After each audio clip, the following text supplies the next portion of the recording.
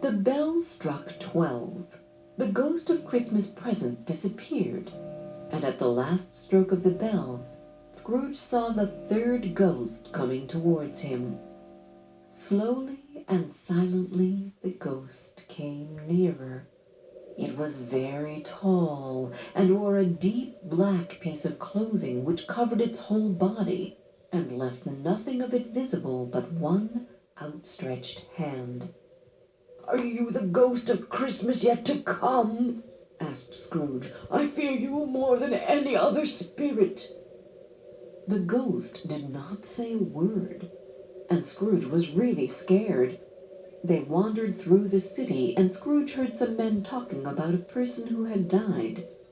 Scrooge knew the men and wanted to find out whom they were talking about. But the spirit moved on.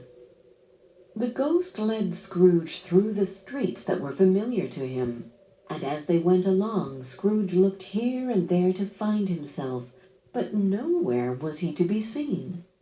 They entered poor Bob Cratchit's house, and found the mother and children by the fire.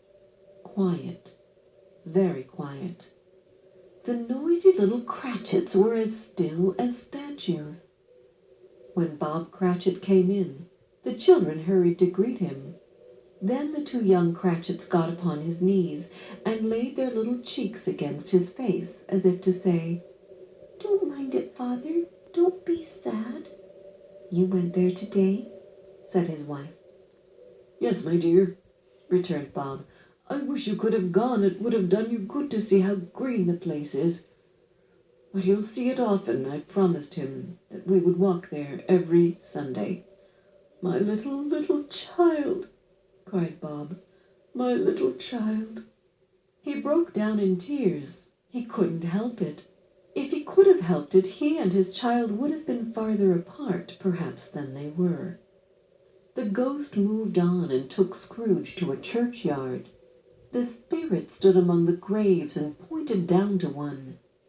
Scrooge slowly went towards it, and following the ghost's finger, read upon the stone of the grave his own name, Ebenezer Scrooge. "Spirit!" Scrooge cried, "hear me! I am not the man I was.